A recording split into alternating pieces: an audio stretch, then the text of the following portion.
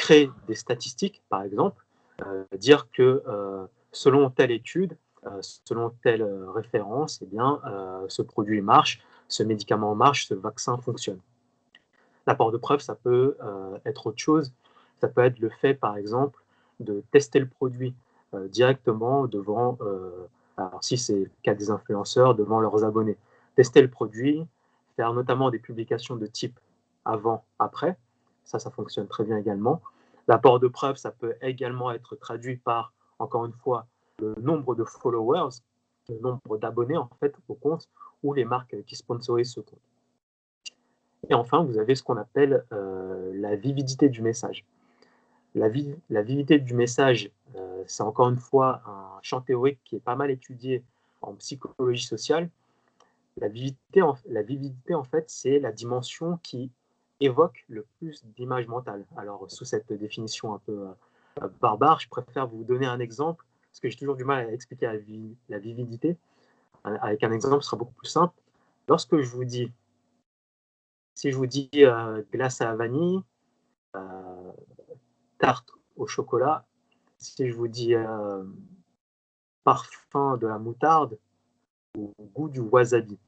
Alors, j'imagine que chez vous, ça évoque beaucoup de choses. Ça évoque peut-être soit des émotions de joie, soit des émotions pas de joie si vous n'aimez pas le wasabi, par exemple. Et du coup, ça évoque des images mentales qui sont très fortes, en fait, avec parfois des émotions qui s'accompagnent. Si je vous dis, alors au contraire, si je vous dis appel, euh, signification, si je vous donne le terme a priori, ou si je vous dis etc., eh bien là, vous aurez beaucoup moins d'images mentales qui vont vous apparaître en fait. Il n'y a pas forcément d'émotion lorsque je vous dis etc. par exemple. C'est très intéressant la vividité du message parce que, encore une fois, pour créer une influence efficace et un message persuasif influent qui est efficace, eh bien, il est toujours intéressant d'induire, en fait, d'évoquer des images mentales qui, elles, vont provoquer des émotions, en fait, un panel d'émotions. Et souvent, les études le montrent, les émotions positives, évidemment, sont ressenties, alors sont pas ressenties de manière plus intense, mais sont mieux rappelées que les émotions négatives, forcément. Alors que les émotions négatives, alors entre parenthèses, les émotions négatives sont moins bien rappelées, mais sont jugées comme étant plus intenses. Ça va pour l'instant? Vous n'avez pas de questions, ça va? Ok. Alors en fait, c'est intéressant de connaître les facteurs de la persuasion et de l'influence. C'est intéressant parce que ça permet de comprendre quelle situation crée de l'influence. Mais on pourrait se dire aussi que finalement, les facteurs de l'influence, certes, il y en a beaucoup, c'est intéressant de les étudier, mais c'est pas parce qu'on connaît les facteurs de l'influence que l'on devient forcément quelqu'un qui produit une bonne influence, une influence efficace en fait.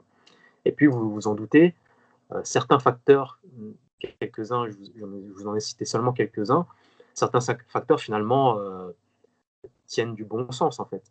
Si on est assez attentif, on pourrait se dire que voilà, si on veut être influent sur les réseaux sociaux, eh bien, le simple fait de créer beaucoup de contenu, d'avoir beaucoup de followers, eh bien, ce sont des facteurs qui créent de l'influence par la suite, en fait.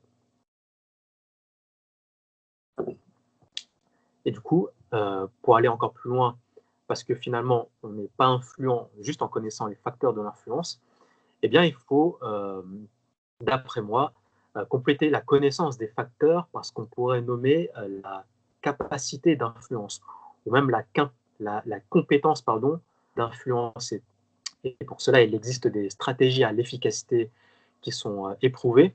Et c'est la seconde approche de notre méthode qui traite des techniques et des procédures d'influence et de persuasion.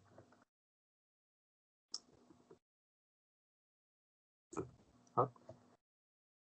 Alors jusqu'à maintenant, j'ai beaucoup parlé d'influence, mais je n'ai pas encore évoqué la persuasion, car le paradigme de la persuasion, c'est plus spécifique en psychologie sociale. La persuasion, c'est un champ de l'influence, parce qu'il y a de la persuasion, il y a également de l'engagement, je vous en parlerai après. Persuader, en fait, finalement, qu'est-ce que c'est? C'est juste changer les pensées, les opinions et les attitudes des individus. Vous avez des individus qui ont une opinion, qui ont une attitude qui est ancrée.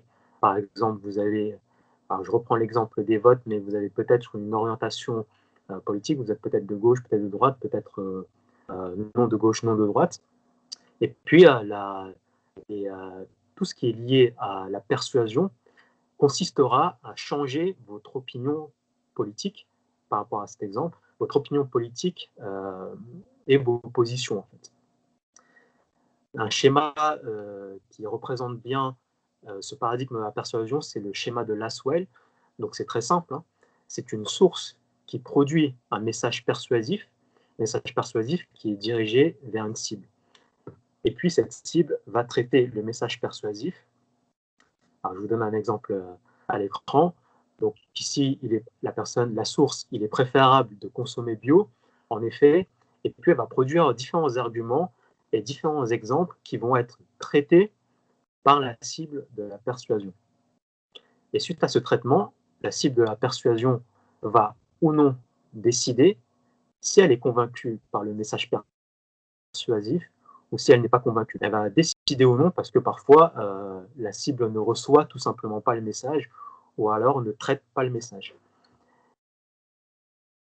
Et il existe différentes stratégies de persuasion qui sont très efficaces et l'une des stratégies les plus efficaces, l'une des techniques les plus efficaces, c'est l'appel à la peur. Alors l'appel à la peur qui a été extrêmement étudié en psychologie sociale consiste à monter un message persuasif qui contient évidemment des arguments et des exemples, mais surtout une ou des menaces en fait. Une ou des menaces avec notamment la présentation de conséquences néfastes. Par exemple, on vous dit de manger équilibré avec 5 fruits et légumes par jour. On couple ça avec des arguments par rapport aux carences alimentaires, par rapport aux apports nutritionnels. Mais surtout, on va produire une menace derrière. On vous dit que si vous ne mangez pas sain, si vous ne mangez pas 5 produits, fruits et légumes par jour, eh bien peut-être que vous aurez des carences alimentaires, peut-être que vous allez prendre du poids, peut-être que vous ne rentrerez plus dans vos chaussettes. Et en plus de ça, non seulement c'est une menace, mais il y a aussi les conséquences néfastes. On vous dit également que si vous prenez du poids, eh bien, vous risquez de développer des pathologies cardiovasculaires, par exemple. Et puis, on peut aller encore plus loin. On peut vous dire que si vous développez des pathologies cardiovasculaires, eh bien, derrière, des pathologies peuvent vous amener vers votre trépas prochain, en fait. Et cette technique d'appel à la peur est très étudiée et très utilisée dans les campagnes de prévention du gouvernement. Au cours des années 90 et au cours des années 2000, alors je ne sais pas si vous vous rappelez, mais on avait vu beaucoup de campagnes de prévention liées notamment à la consommation de tabac. Et c'est toujours le cas actuellement, mais ça se fait moins à la télé, mais plus du coup pour les fumeurs, vous le savez, plus sur les paquets de cigarettes. Vous avez toujours la présentation d'une photo extrêmement vivide, du coup, une photo qui présente une image qui évoque des images mentales extrêmement fortes, où vous voyez par exemple une gorge opérée suite à une pathologie après une grande consommation de tabac.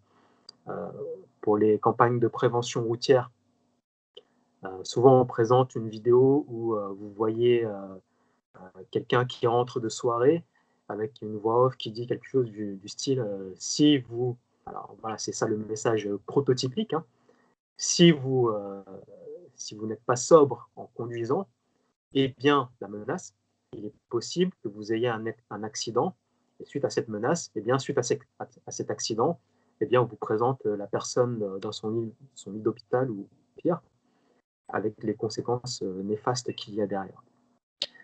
Et ça, c'est très intéressant d'étudier l'appel à la peur parce que c'est une technique qui est extrêmement efficace, qui a produit jusqu'à maintenant une efficacité redoutable, que ce soit dans les campagnes de prévention ou même dans les études en psychologie sociale. On voit que ça marche, que ça fonctionne tout le temps. Mais cette technique a évidemment, vous vous en doutez, une limite. Alors, après, bon, je vous pose la question, quelle est la limite de cette technique, en fait? C'est intéressant de créer la menace, de présenter les conséquences néfastes, mais à un moment, ça ne marche plus. Et d'après vous, pourquoi est-ce que ça ne peut pas marcher tout le temps? Et surtout, à quel moment ça ne marche plus, en fait, la technique d'appel à la peur?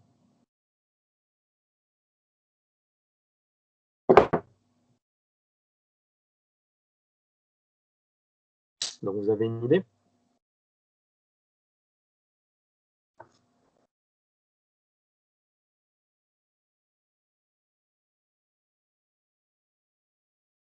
Donc vous me dites si vous préférez que je fasse juste une conférence classique, hein.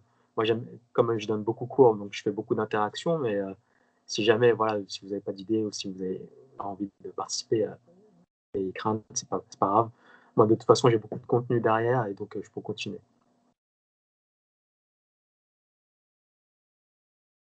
Lorsque les conséquences néfastes sont démesurées comparées à l'action que l'on cherche à proscrire. Eh bien, oui, vous avez raison, Aurore. C'est lié à ravi de vous retrouver.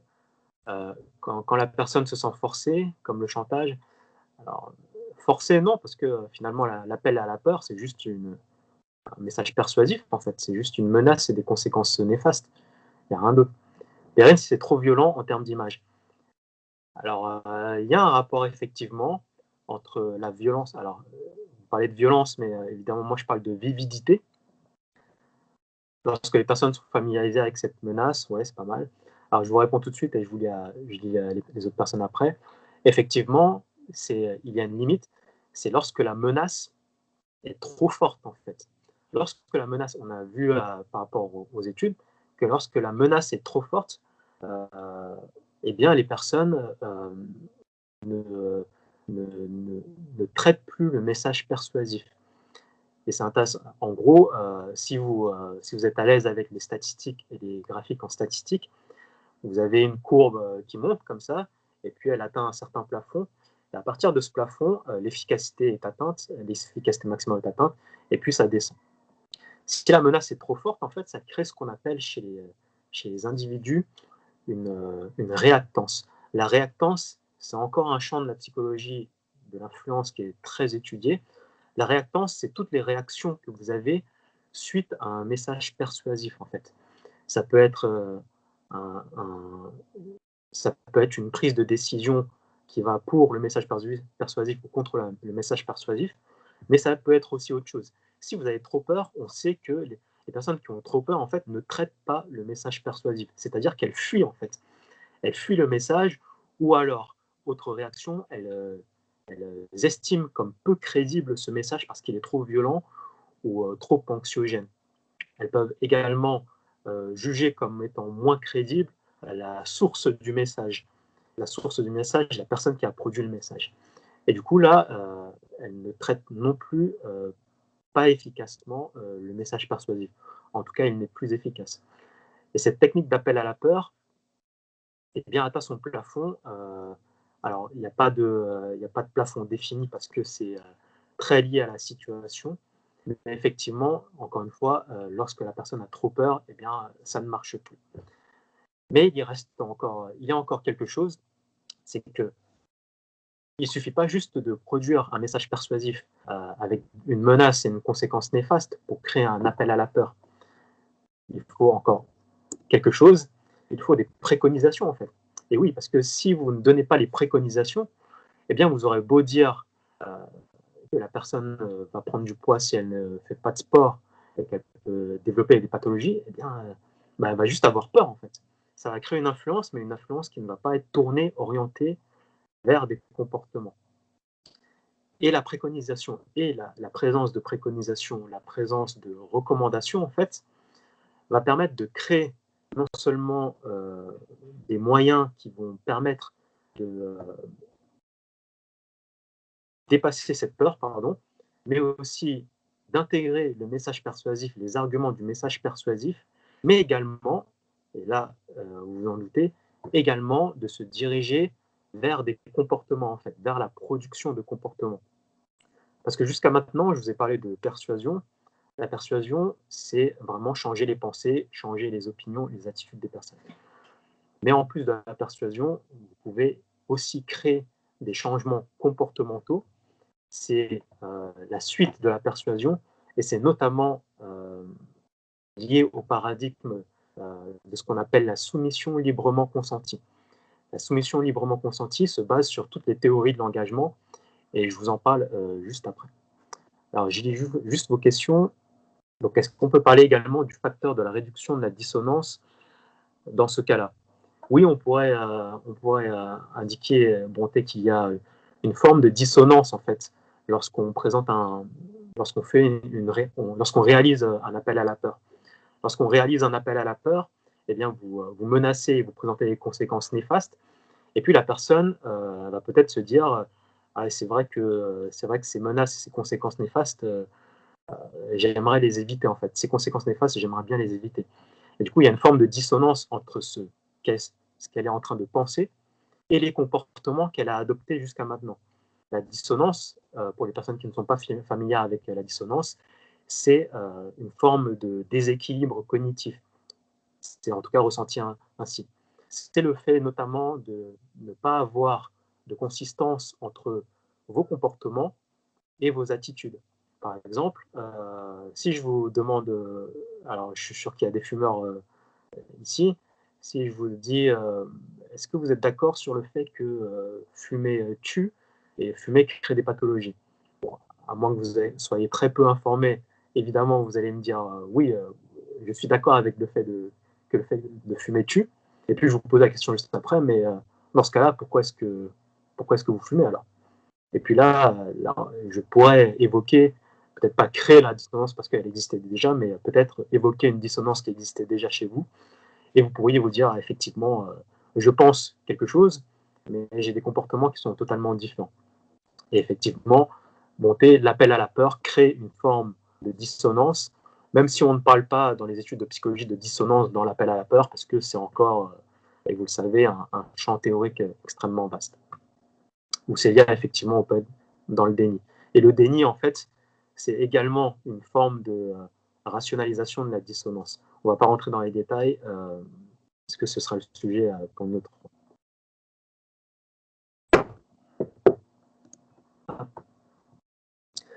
Alors, il y a beaucoup de techniques de persuasion, mais il y a également beaucoup de techniques d'engagement, en fait. Les techniques d'engagement, ce sont toutes les techniques qui permettent d'engager l'individu sur des comportements, de le faire adopter des comportements de plus en plus coûteux, en fait. C'est ce qu'on appelle la, excusez-moi, la famille des techniques de pied. Et ça, c'est très intéressant, c'est très étudiant en psychologie sociale. Et encore une fois, je suis sûr que si vous vous intéressez à la psychologie sociale, vous connaissez le pied dans la porte, vous connaissez, qui est une technique extrêmement célèbre, les techniques de porte dans le nez.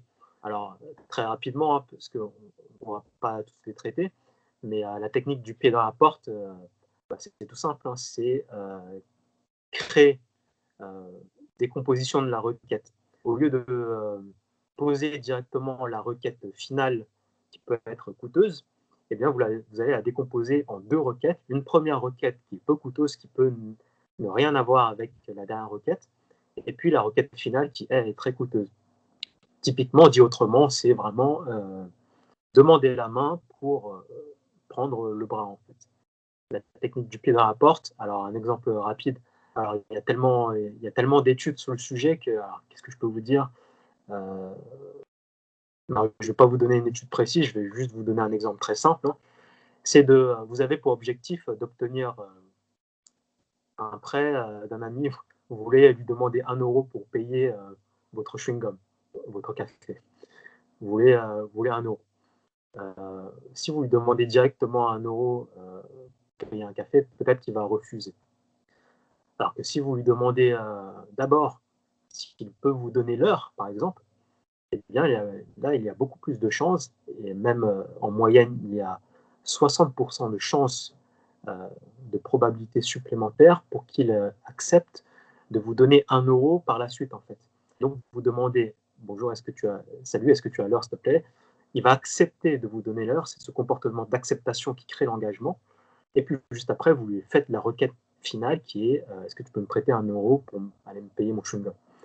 Et lui, effectivement, il va avoir beaucoup plus de chances il y aura beaucoup plus de chances pour qu'il accepte votre requête finale. Ça, c'est la technique du pied dans la porte qui est extrêmement classique. La porte dans le nez, c'est l'inverse, hein. C'est de demander gros pour obtenir moindre. Et ça, je suis sûr que vous connaissez ça. Si vous avez déjà travaillé en entreprise, eh bien, vous demandez un gros salaire pour obtenir votre salaire qui est finalement votre salaire objectif. C'était l'objectif, hein, d'obtenir un salaire moindre. Eh bien, vous faites exprès de demander plus. Ça se passe souvent comme ça aussi pour les personnes qui recrutent des donateurs pour les associations. Donc, on vous dit directement, ils vous font tout le temps des techniques de pied, hein. Ils vous disent des trucs du style, voilà, est-ce que vous serez. Je vois que vous êtes quelqu'un qui est pro-écologie ou pro-protection animale. Du coup, ils vous font déjà une technique d'étiquetage, on n'en reparlera pas aujourd'hui. Ils vous font déjà une technique d'étiquetage. Donc, est-ce que vous seriez d'accord pour donner 10 euros tous les mois pour soutenir telle association? Vous, 10 euros tous les mois, ça peut vous paraître beaucoup, du coup, vous refusez. Et puis là, il vous dit, ah, d'accord, bon, si ce n'est pas 10 euros par mois, est-ce que vous seriez d'accord pour faire soit un don ponctuel de 10 euros tout de suite, soit un don régulier de 1 euro par mois, par exemple. Et là, voilà, elle a fait ce qu'elle a fait. La source de la persuasion a fait ce qu'on appelle une technique de porte dans le nez. Et puis, on ne détaillera pas les deux prochains. Donc, le pied dans la bouche, très rapidement, c'est le simple fait de faire dire quelque chose à quelqu'un pour qu'il soit dans une situation d'acceptation. Lui faire dire, par exemple, salut, on est devant la machine à café, salut, est-ce que tu vas bien? Et la personne va répondre, oui, je vais bien. Et du coup, le simple fait de dire oui, je vais bien va déjà, d'ores et déjà, l'engager vers un comportement positif, d'acceptation, non seulement de répondre à la conversation, parce qu'il pourrait ne pas vous répondre, mais également dans une situation où il va être beaucoup plus comment dire, engagé vers l'acceptation d'une prochaine verbalisation qui serait une verbalisation positive. Salut, est-ce que tu vas bien? Ok, oui, je vais bien. Ah, super, tu vas bien. Du coup, est-ce que tu serais d'accord pour me payer un café? Voilà, c'est n'importe quoi, mais ça pourrait vraiment marcher en fait. Et des études montrent que ça marche. Et enfin, le pied dans la mémoire. Bon, le pied dans la mémoire, c'est ma technique de pied préférée, mais j'ai toujours un mal fou à l'expliquer. Euh, non, on va pas en parler aujourd'hui parce que ça va être trop long en fait. Mais le pied dans la mémoire, c'est tout ce qui est lié notamment à la dissonance pour les étudiants en psychologie qui connaissent un peu. Ça va jusqu'à maintenant?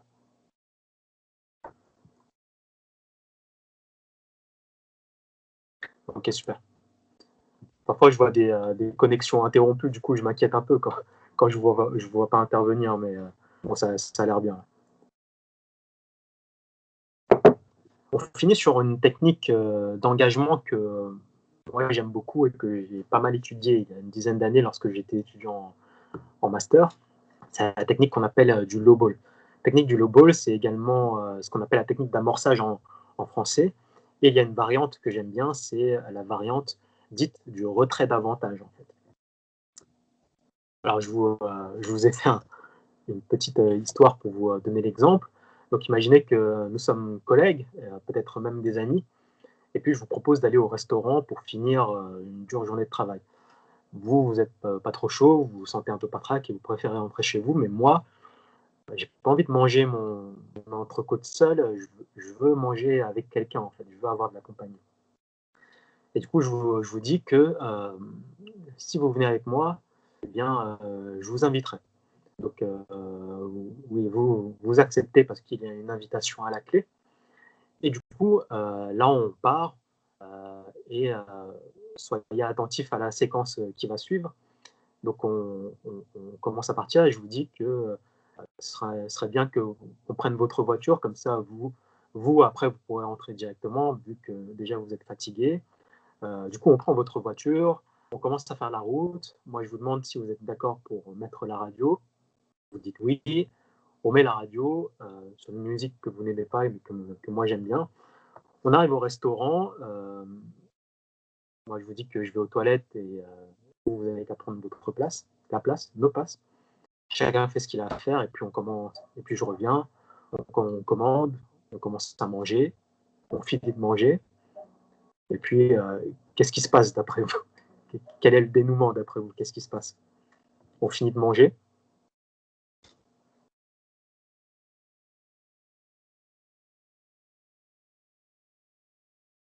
Et puis, on a bien mangé, hein, mais qu'est-ce qui se passe? Bah, l'addition, oui.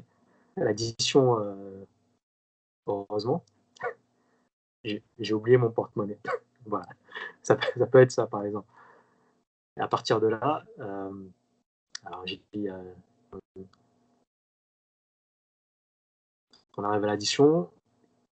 Je vous dis, finalement, pour X raisons, je ne vous invite plus. Pour X raisons, je ne vous invite plus. Ça peut être parce que j'ai oublié mon porte-monnaie.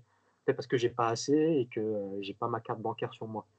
Alors elle fonctionne pas parce que j'ai oublié mon code ou quelque chose comme ça.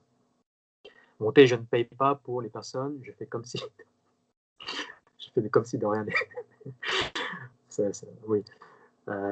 Imaginons que vous êtes quelqu'un de bien monté et qu'est-ce qui se passe finalement? Bah, on est amis et je vous dis que j'ai oublié mon porte-monnaie. Bon, qu'est-ce qui se passe? Eh bien, forcément, vous allez vous sentir obligé de m'inviter, en fait, finalement. Soit vous êtes obligé de m'inviter, ou soit j'ai de l'argent, mais finalement, je vous dis que je vous invite plus parce que je suis un peu à sec ce mois-ci. Du coup, je vous invite plus, mais je paye ma part. Donc, chacun paye sa part. Et puis, finalement, la technique, qu'est-ce que vous en pensez? Bah, elle a marché, en fait. C'est que moi, j'ai eu ce que je voulais. J'ai pas mangé tout seul, en fait. J'ai mangé avec quelqu'un et je n'ai pas invité ce quelqu'un. Et c'est bien là le problème, c'est la technique du low ball qui est celle du retrait d'avantage, en fait. On fait miroiter à quelqu'un un avantage lié à une requête finale, mais cet avantage, eh bien, dès le début, vous savez que vous n'allez pas produire cet avantage. Vous savez dès le début qu'il n'y aura pas d'avantage, que c'est en fait un avantage fictif, en fait. Et c'est ainsi que ça marche. Cette technique, c'est de créer un avantage fictif afin que la personne accepte la requête finale, en fait. Euh, pour finir cet exemple, en plus de ne pas vous avoir payé, donc vous n'avez plus d'avantage finalement, mais vous êtes au pied du mur. Vous avez mangé, voilà, vous êtes obligé de payer. Du coup, vous êtes en plus dans ma compagnie, vous avez répondu à la requête finalement. Et pour finir sur ça, et en plus de ça, bon, vous voyez que c'est bien produit. Vous avez pris votre voiture, donc vous êtes obligé de me raccompagner. Ce serait plus intéressant de me raccompagner chez moi, comme ça, après, juste après, vous pourrez rentrer tout de suite directement chez vous. Donc voilà, c'est une technique très intéressante qui marche extrêmement bien, qui est vraiment prototypique des techniques en psychologie, dans le paradigme de la soumission librement consentie, qui se base sur les techniques d'engagement. Je lis vos questions, Aurore, mais ces techniques ne risquent pas de faire baisser votre crédibilité aux yeux d'autres personnes, et donc d'avoir une influence négative vis-à-vis de vos prochaines persuasions. Absolument, Aurore, c'est une technique évidemment à double tranchant. C'est qu'en fait, cette technique, elle est extrêmement efficace, c'est peut-être même la plus efficace en termes d'engagement, plus efficace que les pieds dans la porte, toutes les techniques de pied, très efficace en termes d'engagement, mais c'est efficace ponctuellement en fait. Évidemment, si vous avez un ami qui fait ça souvent, régulièrement, bien là, peut-être que non seulement elle va perdre de la crédibilité à vos yeux, mais également elle va perdre aussi de l'estime. Donc pour les prochaines persuasions, alors je dirais pas persuasion, mais je dirais même d'influence, pour les prochaines situations où elle cherchera à vous influencer, eh bien effectivement, ça marchera moins bien.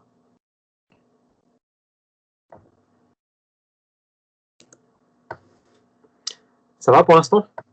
Donc voilà, non seulement vous avez répondu à ma requête, mais en plus, vous n'avez pas eu d'avantage. La fréquence des techniques d'influence joue aussi sur leur efficacité.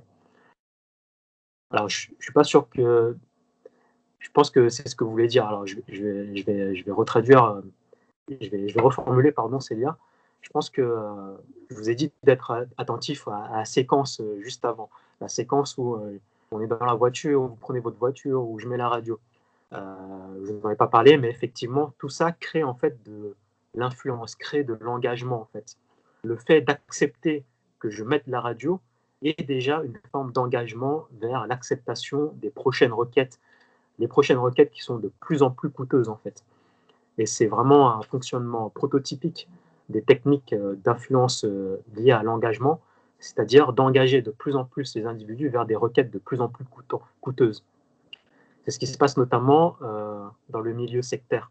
Les personnes qui se font, comment dire, qui se font intégrer dans les sectes, en fait, eh bien, répondre à une suite adopte une séquence de comportements de plus en plus engageants. Ça peut commencer par une pétition, ensuite ça va partir sur juste la présence de la personne au cours d'un séminaire. Après la présence de la personne, il y a peut-être un don, un petit don financier à produire, et puis ça s'enchaîne, des dons de plus en plus importants, de la présence de plus en plus importante. Ça, c'est très étudié et c'est très fréquent dans les milieux pseudo-scientifiques, en fait. Je ne vais pas plus développer parce que sinon on va partir trop loin, mais effectivement, ça marche comme ça. Et pour résumer cette technique, donc voilà, je vous ai mis un résumé à l'écran. Donc c'est une méthode extrêmement classique, c'est une requête avec des avantages fictifs pour la variante au retrait d'avantages, parce qu'il y a d'autres variantes du low-ball, on en reparlera à un prochain atelier.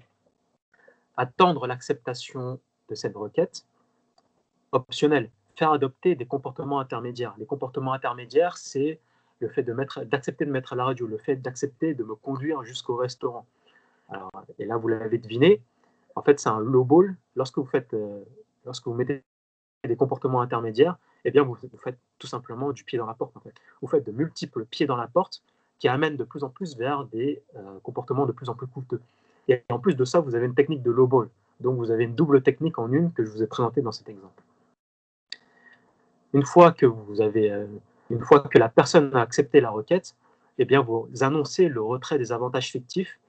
Et enfin, et ça c'est aussi déterminant, la dernière étape est de demander confirmation de l'acceptation et lui demander quelque chose du style, alors là c'est fait, hein, elle a mangé avec vous dans cet exemple, mais ça peut être un autre exemple. Cette technique a été notamment étudiée dans les années 60 aux États-Unis chez les constructeurs, chez les concessionnaires d'automobiles. Le vendeur faisait toujours miroiter une voiture avec toutes les options, en fait, à un prix défiant toute concurrence. Et puis à la fin, lorsque le client ou même le prospect, si on devait utiliser les termes les plus corporate, lorsque le prospect devait signer le contrat, eh bien, le vendeur lui annonçait « Ah, excusez-moi, je viens de vérifier dans mes stocks et on n'a plus telle couleur, on n'a plus telle option pour telle voiture. Par contre, le prix, malheureusement, reste le même. Est-ce que vous êtes toujours d'accord pour l'acheter ?» Le client a son stylo dans la main, son contrat face à lui. Voilà, il est tellement engagé dans son comportement d'achat, en fait, que c'est extrêmement difficile pour lui de se désengager. Il y a un dernier exemple, et on va s'arrêter sur les procédures techniques d'engagement. C'est par exemple lorsque vous attendez le bus, voilà, c'est vraiment très lié à l'engagement. Lorsque vous attendez le bus, il a du retard, 10 minutes de retard, vous dites, bon, j'attends encore 5 minutes et puis je m'en vais. 5 minutes plus tard, vous êtes toujours là, il n'est toujours pas arrivé. Vous dites que si je m'en vais maintenant, peut-être qu'il va arriver. Du coup, j'attends encore 5 minutes. Ça fait 20 minutes que vous attendez, il n'est toujours pas arrivé. Et là, vous vous dites, bon, si je pars maintenant, ça ne sert à rien vu que j'ai déjà investi 20 minutes dans l'attente. Donc, autant investir encore un peu plus pour voir s'il attend, pour voir s'il arrive. Et là, vous risquez d'attendre jusqu'à votre trépas. Voilà les techniques d'engagement. On ne va pas passer sur les techniques d'induction sémantique parce que c'est un peu trop long. Mais c'est tout ce qui est lié aux techniques d'induction à travers du contenu verbal. Je vais plutôt vous parler de l'axe 3 de notre méthode, parce que oui, finalement, la connaissance et la manipulation des facteurs de l'influence, la connaissance et la réalisation de techniques de persuasion et d'engagement, eh bien, ça fonctionne sur une majorité d'individus et sur une majorité de situations, en fait.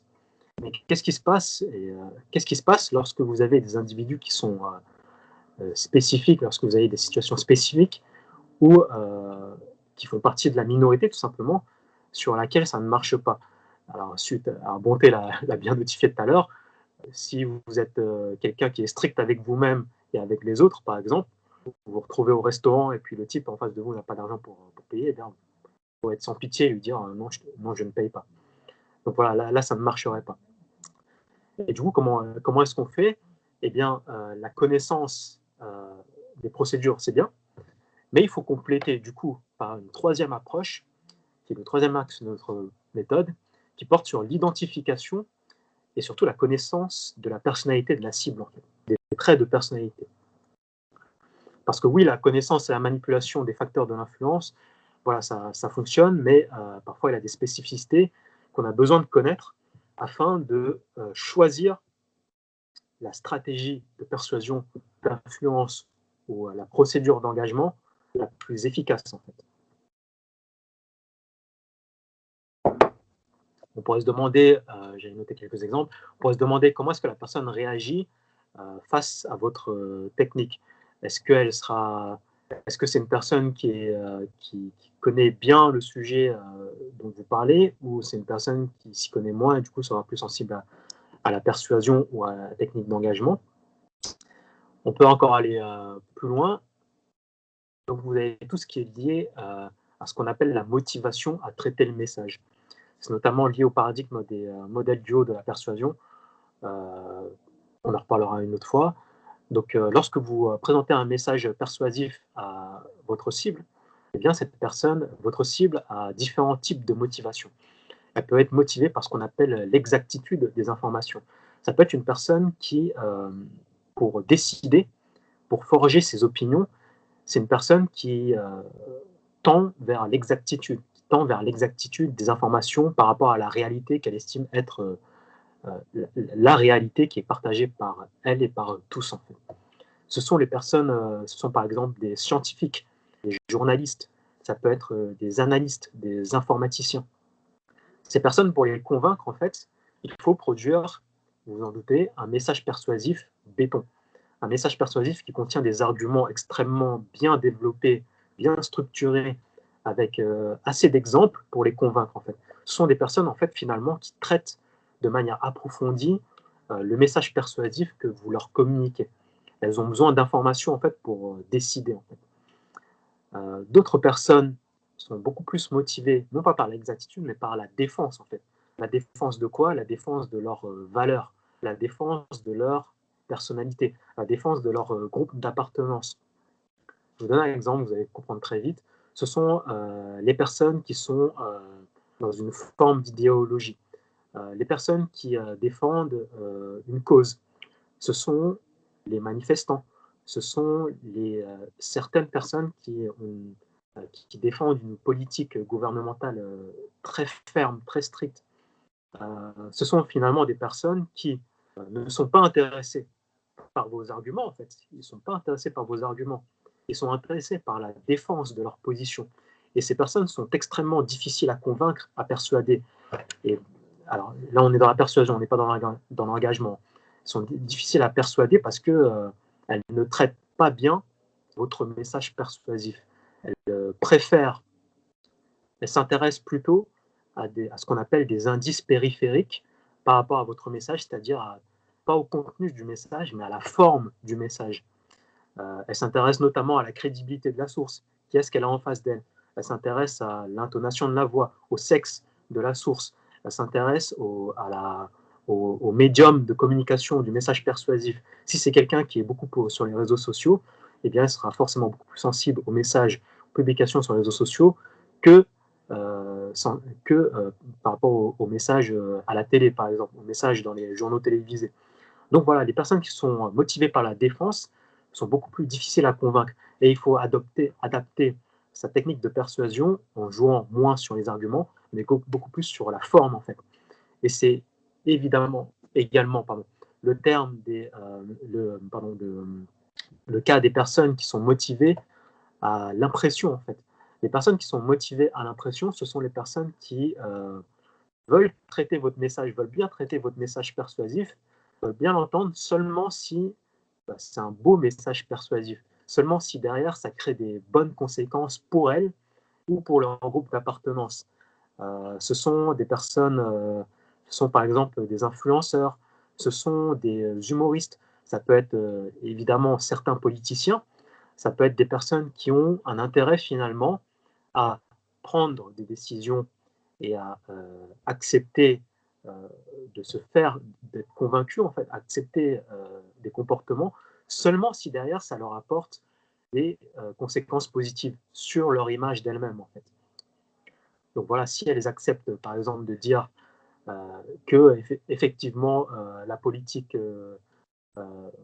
du gouvernement, alors peut-être que, imaginons qu'on soit dans un gouvernement de gauche, alors non, on va dire l'inverse. On est dans le gouvernement qui est le nôtre actuellement, et puis on va vous donner on va produire un message persuasif pro politique de gauche du coup, et vous, comme vous estimez que c'est aujourd'hui beaucoup plus désirable socialement de dire qu'on est de gauche, eh bien vous allez dire effectivement bon, j'accepte ce message persuasif, je me laisse convaincre et effectivement la prochaine fois je vais voter pour Hollande s'il se représente, ou pour Mélenchon qui est de l'extrême gauche par exemple, parce que c'est tout simplement désirable socialement et que derrière il sait qu'il va avoir des bonnes conséquences sur l'impression qu'on a de lui-même en fait, sur son image en fait.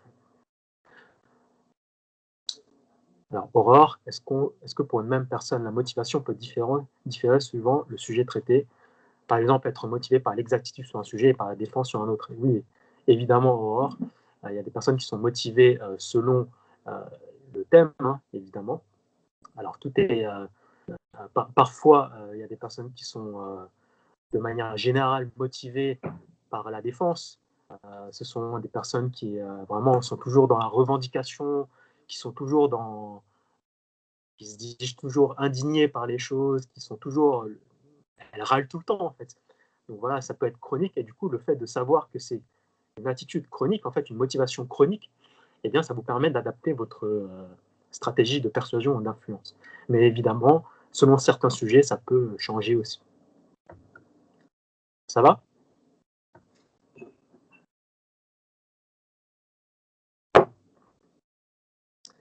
Voilà, tout ça, c'est lié tous les types de motivation sont liés au paradigme du traitement du message, qui est un paradigme, qui est une théorie de la persuasion.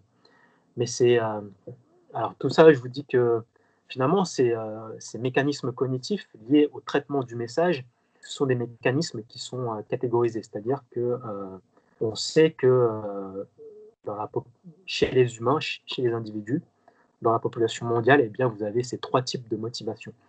Mais évidemment, ces trois types de motivation ne résument pas du tout la personnalité des individus, en fait. Et la personnalité des individus, c'est encore un approfondissement de cette approche en termes de personnalité, de cette approche qu'on pourrait appeler presque une approche différentielle, en fait. La personnalité des individus, ça a notamment été, il y a une théorie qui est très prisée, c'est la théorie des Big Five qui cherche à modéliser en fait la personnalité des individus. Et cette théorie des Big Five est aujourd'hui la plus partagée et la plus acceptée au sein de la communauté scientifique. On considère que la personnalité se résume finalement à trois grands traits de personnalité qui sont, alors j'essaie de me les rappeler parce que je ne me rappelle jamais des cinq, donc c'est le fait d'être consciencieux, premier trait de personnalité, le fait d'être ouvert, le fait d'être extraverti ou introverti, le fait d'être agréable ou moins agréable, et enfin, le fait d'être ce qu'on appelle névrotique ou non névrotique. Je vais vous expliquer juste après. Finalement, je me suis rappelé des cinq traits, c'est parfait. Et ces traits de personnalité, en fait, lorsque vous les connaissez, lorsque vous les connaissez pour vous de manière générale, mais également lorsque vous parvenez, et ça, il y a des techniques pour, lorsque vous parvenez à identifier les traits de personnalité de la cible de la persuasion ou de l'influence, eh bien évidemment, vous pouvez adapter vos techniques persuasives, vos stratégies de persuasion. On sait par exemple que les personnes qui sont les plus consciencieuses, c'est-à-dire les personnes qui sont les plus organisées, les plus rigoureuses, les plus déterminées dans ce qu'elles font, eh bien avec elles, il y a une technique qui fonctionne très bien, ce sont les techniques dites de réciprocité. Les techniques basées sur la réciprocité se basent sur le fait de donner quelque chose à la cible afin qu'elles vous rendent quelque chose qui peut être plus coûteux pour elles ou qui peut tout simplement correspondre à votre objectif de persuasion ou d'engagement. On voit ça souvent sur les événements qui réunissent beaucoup de public. Alors peut-être pas depuis 2020, mais je ne sais pas si vous avez déjà remarqué, lorsque vous vous rendez sur un événement, à la sortie de l'événement, vous avez régulièrement, des personnes une femme ou un homme, hein, qui vous donne un porte-clés. Elle vous l'offre, vraiment, elle vous l'offre. Et puis vous, vous êtes très content, vous dites merci. Et puis juste après, vous dites, moi pour vivre, il me faut de l'argent, et il me faut 2 euros par exemple pour ce porte-clés. Et du coup, comme vous avez accepté le porte-clés, vous avez déjà mis ça dans la poche, bah forcément vous vous sentez obligé de lui donner de l'argent. Alors, parfois, certaines ne se sentent pas obligées et essayent de rendre le porte-clés, mais la personne, le vendeur, entre guillemets, refuse de reprendre le porte-clés. Et du coup, vous vous sentez obligé de rendre l'appareil. Ce sont les techniques de réciprocité. Et ça marche très bien avec les personnes qui sont consciencieuses. En fait. J'avais noté un exemple, encore une fois, chez les informaticiens, en fait. Vous avez un collègue en informatique qui, par exemple, va vous offrir le café parce que vous lui avez dit que sa cravate était absolument géniale.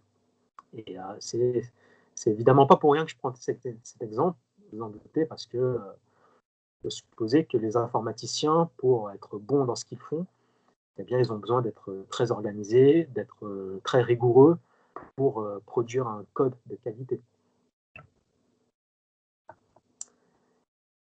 D'autres traits de personnalité, vous avez les personnes qu'on estime les plus agréables, et c'est les personnes qui ont les plus hauts scores en agréabilité, en fait, eh bien, ce sont les personnes qui sont les plus facilement engagées. Ce sont les personnes avec qui les techniques d'engagement fonctionnent à merveille, les pieds dans la porte, la technique du low ball que je vous ai présentée tout à l'heure. Et vous en doutez pourquoi? Parce qu'elles sont peut-être trop gentilles, en fait. On a tous, c'est tout un exemple en tête chez nos amis. Vous avez toujours un ami qui est trop bonne poire et qui vous raconte quelque chose du style ah tiens, hier j'ai tenu, j'ai tenu la jambe à un mec, il m'a parlé pendant 15 minutes alors que j'étais déjà en retard pour aller ranger mes chaussettes. Et puis en plus, à la fin, j'ai donné mon numéro de téléphone. Ou alors, vous avez l'exemple classique, oui, j'ai tenu le crachoir de ma voisine pendant 20 minutes, c'était vraiment chiant, mais je l'ai fait parce qu'elle est gentille. Voilà. Ce sont les personnes agréables qui sont les plus facilement engagées sur des comportements. Et quand on parle d'engagement, c'est notamment les techniques que je vous ai présentées, mais ça peut être aussi une forme d'engagement sur des comportements qui sont liés à des idéaux ou à des causes. Ça peut être le fait d'être plus engagé dans les associations, par exemple, dans la participation à des associations. Et l'engagement, ça marche aussi sur les personnes consciencieuses. C'est pour ça que j'ai mis une flèche. Et enfin, un dernier exemple, alors très classique, hein, vous avez les personnes qu'on dit névrotiques. Alors, le névrosisme, en fait, c'est le trait de caractère, le trait de personnalité qui désigne, qui caractérise des personnes qui sont régulièrement anxieuses, angoissées, qui, ont, qui développent de l'anxiété de manière chronique, qui sont souvent en colère et qui ont une faible estime d'elles-mêmes. En fait. Et on sait que les personnes qui ont de hauts scores en névrosisme eh bien, sont beaucoup plus sensibles aux techniques dites de consensus. Les techniques liées au consensus, c'est très simple, hein, ce sont toutes les techniques qui sont liées à la majorité, en fait. On va vous dire, si vous avez quelqu'un névrotique en face de vous, il vaut mieux utiliser des techniques, des arguments du style, vous le savez, 90% des individus ont adopté X comportement. Ça marche encore mieux lorsque ces individus font partie du groupe de la cible, en fait, du groupe d'appartenance de la cible. 90% des membres de votre groupe, qui est le membre des groupes de la promo numéro 2 de l'université X, par exemple, eh bien, ont voté pour Y candidat lors de Z élections. Les personnes névrotiques, en fait, basent sur leur opinion et forgent leurs décisions sur celle des autres, en fait, beaucoup plus sur celle des autres, et sont donc beaucoup plus sensibles aux stratégies qui mettent en avant, pas des arguments qui sont liés à une forme d'exactitude par rapport à la réalité, mais beaucoup plus liés à la forme, en fait, à la forme des arguments déjà, mais surtout par rapport à la majorité des individus. Et ça, c'est très intéressant. Je vous avais noté un exemple. C'est très intéressant lorsque vous savez ça, parce qu'il y a forcément, vous avez un exemple en tête où vous avez un souvenir dans un groupe. Dans les groupes, en fait, ce sont les personnes qui sont les plus névrotiques qui font pencher la balance, finalement. Et les politiciens le savent très bien, les candidats aux élections le savent très bien, et ils développent tout un tas de techniques et de stratégies qui permettent de toucher directement les personnes les plus névrotiques. Alors, les idées, ça peut être du style les immigrés sont une menace, ils sont partout, les gens de droite vont vous exploiter, les gens de gauche vont casser votre business, les autres vont profiter du système. Donc, voilà quelques arguments qu'on entend régulièrement. Et puis, ils vous disent que, et puis vous l'avez deviné, bah, en faisant ça, qu'est-ce qu'ils font comme technique finalement sur les individus névrotiques? Quelle est la technique qu'ils utilisent? Lorsque je vous dis que les immigrés vont prendre votre travail, voilà, tout simplement, hein, c'est de l'appel à la peur constant finalement. L'appel à la peur marche très bien. Et en plus, ça touche une population qui peut-être a une majorité, alors j'ai bien dit peut-être, hein, peut-être une majorité névrotique, donc une majorité de personnes qui ont peur en fait, et du coup ça marche encore mieux. En fait. Voilà, on arrive au terme de cette conférence et je vous présente une dernière diapo. Donc finalement, pour résumer, ces trois approches, donc sur les facteurs, sur les techniques et la personnalité, permettent de créer donc de l'influence. Elles sont complémentaires dans le sens où elles permettent vraiment de produire de l'influence en intégrant différentes dimensions, toutes les dimensions, en tout cas on essaye, toutes les dimensions et tous les axes stratégiques possibles. Moi, je suis très recherche appliquée. Je travaille beaucoup sur l'application de toute la théorie, en fait. Et c'est l'objectif finalement de cet atelier et des prochains ateliers conférences. Et on sera toujours, si vous revenez, si vous revenez, on fera toujours en fait de l'application. C'est-à-dire qu'on cherchera toujours à voir, comme aujourd'hui, la théorie de manière succincte, et puis on passe directement à l'application avec des exemples, avec un peu plus d'interaction, parce qu'aujourd'hui, on n'était pas très... alors, comme j'étais un peu intense dans le rythme, je ne vous ai pas trop posé de questions, mais d'habitude, je pose plus de questions et on a plus d'interaction, et c'est plus intéressant aussi.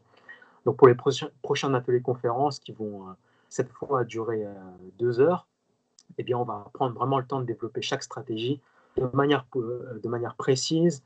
Vraiment, on voit chaque méthode dans leur procédure, comment est-ce que ça fonctionne, comment est-ce qu'on les emploie, dans quelles situations, quelles spécificités par rapport aux individus, par rapport aux situations. Et là, vraiment, on va développer beaucoup plus. Voilà, j'espère que ça vous a plu pour ce premier atelier conférence. Euh, vous en doutez, moi, non seulement ça me plaît d'avoir fait cette conférence, mais vous en doutez également, je ne fais pas ça de manière totalement bénévole, pas bénévole du tout. Moi aussi, faut que je gagne ma vie, en fait. Et du coup, les prochains ateliers conférences sont payants. C'est 14 € pour le grand public, donc c'est le prix d'une place de ciné. Hein. Et je sais que pour les étudiants en ce moment, c'est très difficile, donc ils ont un tarif réduit. Donc c'est 7 € j'allais dire la séance de ciné, mais c'est quasiment ça en fait, c'est une place de ciné à tarif réduit. Donc c'est 7 € pour les étudiants. Pour le prochain atelier conférence, il portera sur la persuasion, les facteurs et les stratégies de persuasion. Vraiment, on développera de manière beaucoup plus poussée ce qu'on a vu aujourd'hui. Et puis, on prendra vraiment le temps de faire ça vraiment correctement. Voilà, j'espère que ça vous a plu. Alors, si vous avez des questions, n'hésitez pas à me les poser tout de suite. Moi j'y répondrai, mais je sais que certains et certaines doivent partir parce que j'ai mis 1h20 Et là, on a fait 1h21, donc, parce qu'il faut être précis dans la vie. Donc voilà, n'hésitez pas si vous avez des questions. Vous me dites aussi ce que vous en avez pensé, si vous voulez, tout de suite ou par mail. Moi, je vous enverrai un mail avec la séance, en fait. Je l'ai enregistré, j'ai oublié d'enregistrer le début, je suis nul, mais j'ai enregistré à partir d'un certain moment. Du coup, je vous enverrai l'enregistrement. Et les anciens élèves, Célia, vous faites partie de la catégorie des étudiants. Donc, j'y réfléchirai pour la réduction supplémentaire, Célia. J'y réfléchirai, c'est promis. Merci à vous, Aurore. Est-ce que, par exemple, le parallèle avec la place de cinéma, c'est une sorte de méthode de persuasion? Volonté, j'estime que vous avez assez de... Vous êtes assez familière avec ma méthode pour savoir que non. Merci à vous. Et c'est pas la semaine pro, hein, par contre, j'ai pas encore de date pour le prochain atelier conférence. Je vous tiens au courant. Je vous tiendrai au courant. Ça ne marche pas avec la carte UGC illimitée. À moins que vous preniez des pop-corn, et du coup, les pop-corn coûtent 14 € pour le grand public. Combien de conférences j'envisage? Pour l'instant, il y a au moins 6 conférences. Évidemment, ça va dépendre du nombre d'intéressés, hein. Je ne peux pas faire ça si, voilà, s'il y a deux pèlerins qui viennent à chaque fois, évidemment, je ne peux pas le faire. Mais alors je suis totalement transparent avec vous. Donc ça, c'est la première conférence que je fais et j'ai très peu communiqué. Et, j'ai plutôt permis à mes anciens étudiants de venir, en fait, parce que je leur avais promis ça. Donc j'ai plutôt communiqué pour les étudiants. D'ailleurs, je suis un peu déçu, hein. Bronté, Célia, vous direz à vos camarades que je suis un peu déçu qu'il n'y en a pas beaucoup qui sont revenus, alors qu'ils étaient très intéressés. Je compte pour l'instant faire au moins 6 conférences. Je vous enverrai plus tard par mail le programme des conférences qui va être beaucoup plus détaillé, beaucoup plus précis. Donc François, vous pourrez, si vous voulez, vous aurez plus de précision, pardon, par rapport à ces conférences. Et je pense que ça ne va pas se faire d'ici la fin du mois, hein, je vais voir. En fait, je vais voir. Moi, j'ai d'autres activités à côté. Ça me prend assez de temps, pas mal de temps même, vous vous en doutez. Il y a tout un travail de pédagogie, de retranscription par diapo derrière, de discours que je n'ai pas du tout respecté aujourd'hui, mais c'est pas grave, qui me prend beaucoup de temps. Donc, je vous en reparle. Je vous en reparle.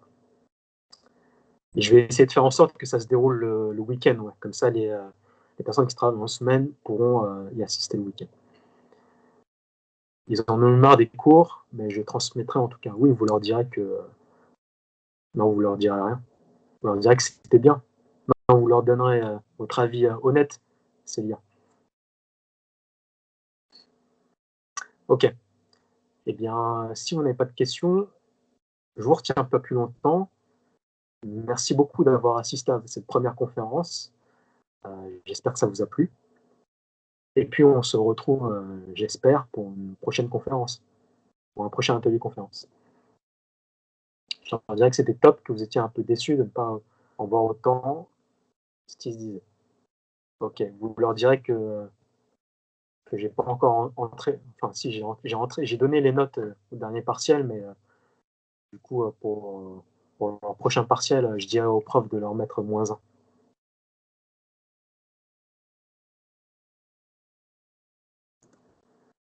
À bientôt Lucia.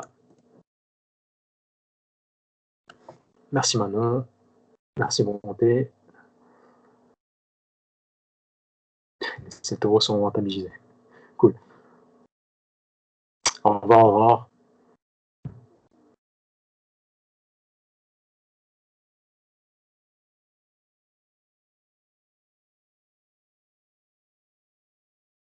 Merci Célia, ça fait aussi plaisir de vous voir. À bientôt.